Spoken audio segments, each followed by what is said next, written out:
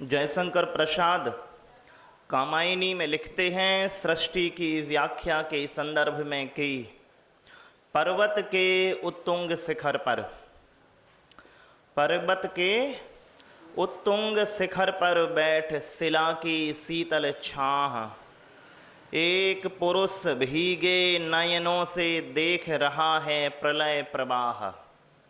क्या? पर्वत के उत्तुंग शिखर पर बैठ शिला की शीतल छाह एक पुरुष भीगे नयनों से देख रहा है प्रलय प्रवाह। ऊपर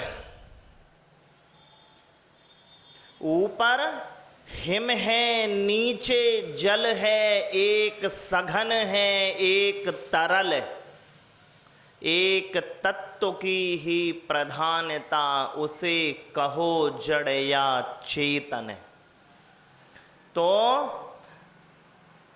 चेतनत्व और जड़त्व का जो संयोग स्थापित होता है वो किन नियमों के सापेक्ष होता है? तो अभी तत्वार सूत्र के पहले से चौथे अध्याय तक बाबूजी चर्चा की थी चेतनत्व की। चेतन के भावों के संदर्भ में चर्चा की, चेतन के नजरिए के संदर्भ में चर्चा की, चेतन के विकारों के संदर्भ में चर्चा की और चेतन की अवस्थाओं के संदर्भ में चर्चा की। जो चेतन की चाहे दैव पर्याय बने या चेतन की नरक पर्याय बने, निम्न पर्याय बने अथवा उच्च पर्याय बने, चर्चा जो की वह चेतनत्व की ही चर्चा की। आज जो चर्चा करेंगे, अब जो चर्चा करेंगे वह जड़त्व की चर्चा करेंगे। बाबूजी एक प्रश्न है मेरा आपसे, आप 24 घंटे में, आपके जीवन में 24 घंटे में जिनके प्रति आप व्यवहार स्थापित करते हैं वो कितने आयामों पर चीजें मिलती हैं? 2 आयामों पर। एक तो व्यक्ति रूप है जिसके संदर्भ में आप संबंध स्थापित करते हैं, दूसरा वस्तु स्वरूप है। नहीं है, या तो आप वस्तुओं से ही जुड़ते हैं वे बाबूजी या व्यक्तियों से जुड़ते हैं। आपके जुड़ाव के 2 ही स्वरूप हैं, या तो व्यक्ति या फिर वस्तु। तो दोनों की बनावट में बाबूजी एक भेद है। भेद क्या है? व्यक्ति चाचा परिभाषित होता है अपने अस्तित्व से,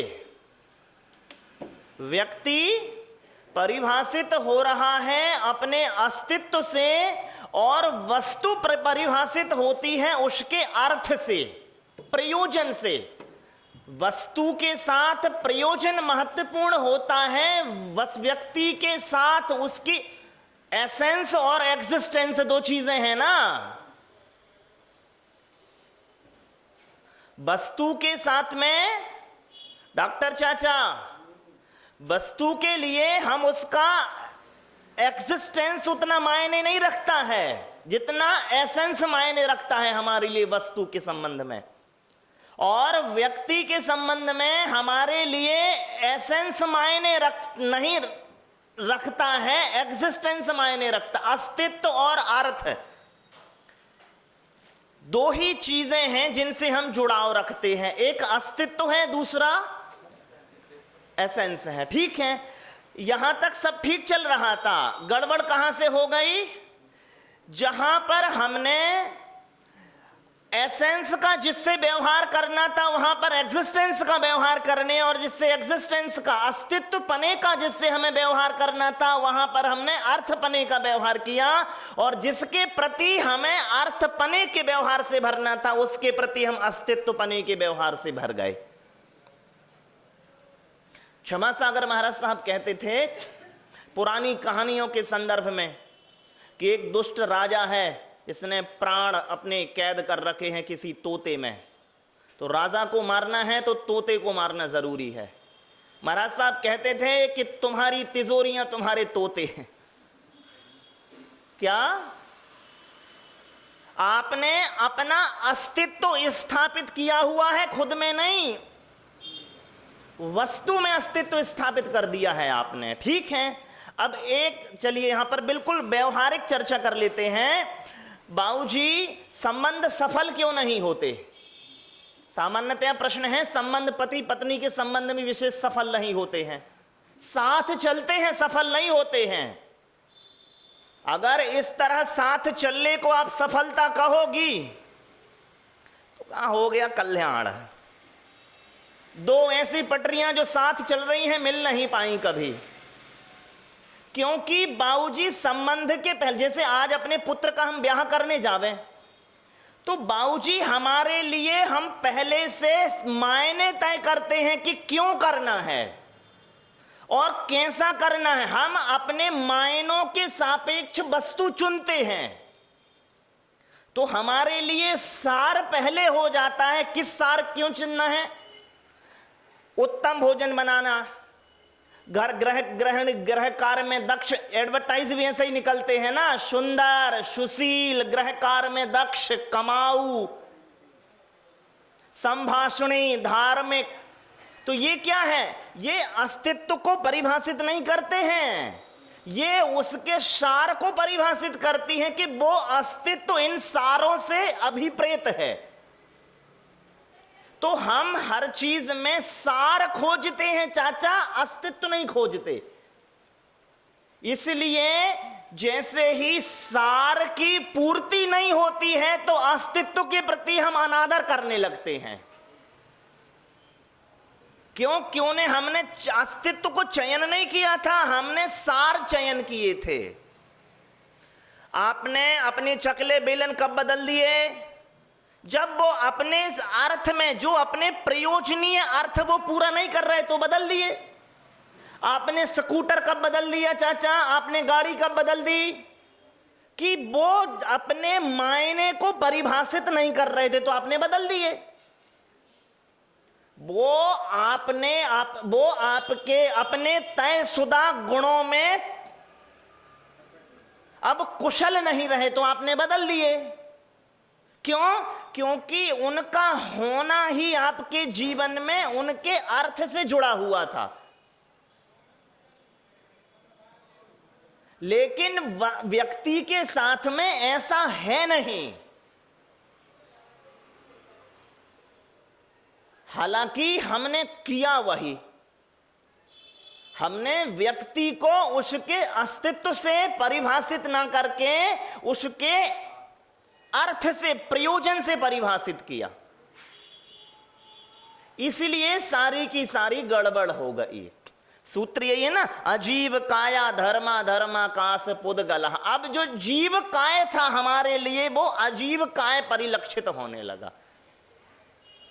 कल सुनाया था मैंने, वो कह रहे एक ब्याह के 2-4 दिन ही बात बधू से सास कहती है, बाद बधू से सास कहती है तो मैं संस्कार तो है ही नहीं। वो कह रही दहेज की लिस्ट में वो कहीं लिखे नहीं थे, जो जो लिखा था वो मिला कि नहीं मिला बाबूजी? मिला। अरे वो भी लिखे होते तो मिलते। आपने जिस चीज की चाहत की वो मिला ना। हमने कल सुनाया, हम एक जगह गए थे, वहां पर छोटा बड़ा परिवार था। नई बधू आई तो मैंने देखा कि उस घर के सारे कपड़े बोई धुल रही है। पैसे वाले लोग थे। मैंने भैया से कहा, भैया एक वॉशिंग मशीन ले आओ। उन्होंने भाभी की तरफ इशारा करके कहा कि ले तो आए एक ले तो आए हैं। ये क्या है बाबूजी? ये अर्थ की पूर्ति के लिए चीजें हैं। और देखिए, जितने भी ईश्वरवादी धर्म हैं वे इस ढंग से सोचते हैं कि पहले ईश्वर ने एक प्रयोजन बनाया, उसके बाद प्रयोजन की पूर्ति के लिए वो आदमी बनाया। हम सामान्यतया कहते हैं हम किसी उद्देश्य को लिए हुए यहां पर आए हैं। तो जब उद्देश्य को लिए हुए आए हैं तो उद्देश्य पहले हो गया, आदमी बाद में हुआ ना। तो महत्वपूर्ण कौन हो गया बाबूजी? उद्देश्य महत्वपूर्ण हुआ।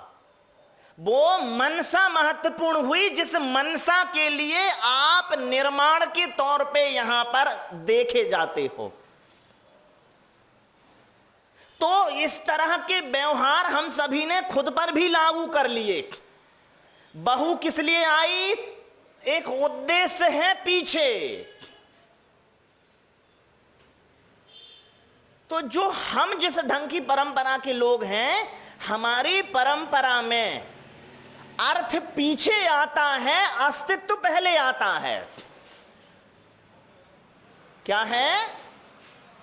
मनुष्य जो है ना, वो सार का पूर्ववर्ती है हमारी परंपरा में, अस्तित्ववादियों की परंपरा में। और बंधन वहीं से शुरू हुए जहां से, चाहे भाई हमारे गृहस्थ के बंधन हो में, लौकिक बंधन हो में, चाहे पारलौकिक बंधन हो में, वे तभी लड़े जब अस्तित्व को घात पहुंचाया। अब तो बाबूजी आप भी आराम से स्वतंत्र बैठे हैं घर में, मम्मी भी स्वतंत्र बैठी हैं घर में। क्लेश कब हुआ? जब अस्तित्व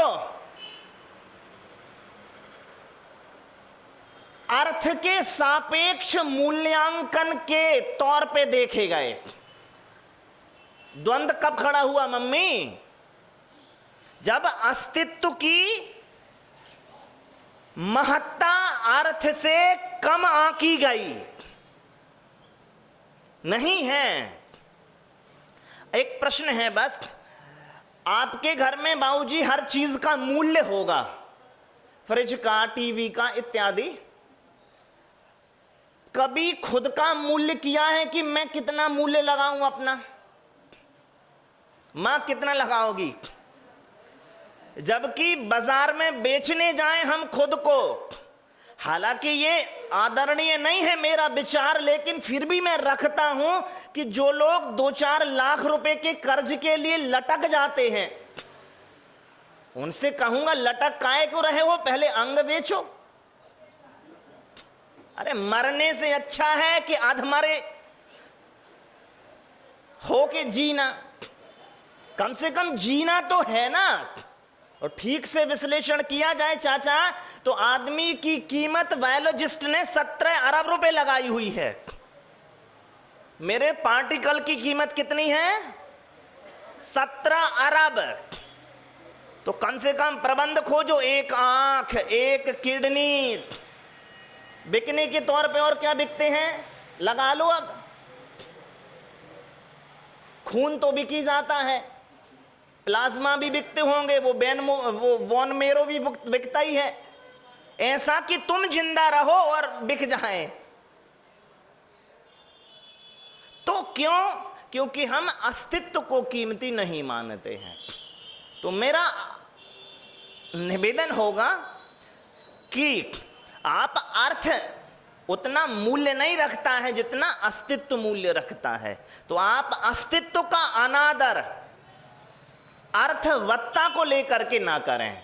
और अर्थवत्ता को लेकर के चाचा आप आदमी में लात मार दो और टेबल में लात मार दो, कर्मबंध किस में ज्यादा होंगे? कसाई की अपेक्षा तो बराबर ही होंगे, लेकिन जीव के अनादर की अपेक्षा। और आपका जो मिथ्या, जो जहां दर्शन में दोष उपस्थित होगा, वो किसके लिए होगा? जीव के लात मारोगे तो दर्शन में दोष उपस्थित होगा। क्योंकि भगवान कहते हैं तत्वमसि, कि जो तुम हो वही मैं हूं, जो मैं हूं वही तुम हो। लेकिन वस्तु के साथ ऐसा नहीं कहते कि जो वस्तु है वो मैं हूं, जो मैं हूं वो वस्तु है। नहीं। तो अनादर, जीव अनादर होगा व्यक्ति के प्रति, और हम व्यक्तियों के प्रति अर्थ की भावना से भर। ये क्या है महत्वपूर्ण नहीं है हमारे, ये क्यों है। हम सारी चीजें बाबूजी क्यों है के अर्थ में सोचते हैं, क्या है के अर्थ में नहीं सोचते। क्या है के अर्थ में भगवान है और समानुपात है फिर। और क्यों है तो क्यों है में ऊंच नीच पना बन जाएगा। क्यों है? कोई अर्थ उपार्जन करना चाहिए, प्रोडक्टिव है ही नहीं, ये उत्पादन है ही नहीं, उत्पादन में भाग नहीं ले रहा है, तो अब अनादर करते रहो। नहीं है।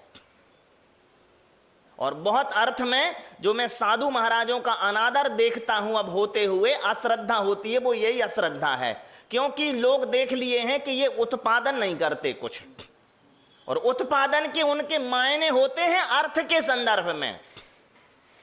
इसलिए आप देख लीजिए मुनि महाराज सब लोगों ने बहुत आयत में उन्होंने पढ़ ली है समाज की मानसिकता, तो इसलिए वो अलग अलग स्तरों पे उत्पादन में लगे रहते हैं।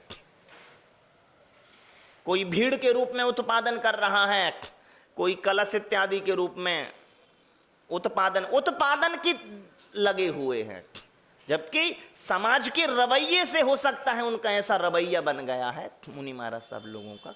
तो आपको अपना रवैया, अस्तित्व ही आपके लिए आदरणीय होना चाहिए, बाद में अर्थ आदरणीय हो तो हो।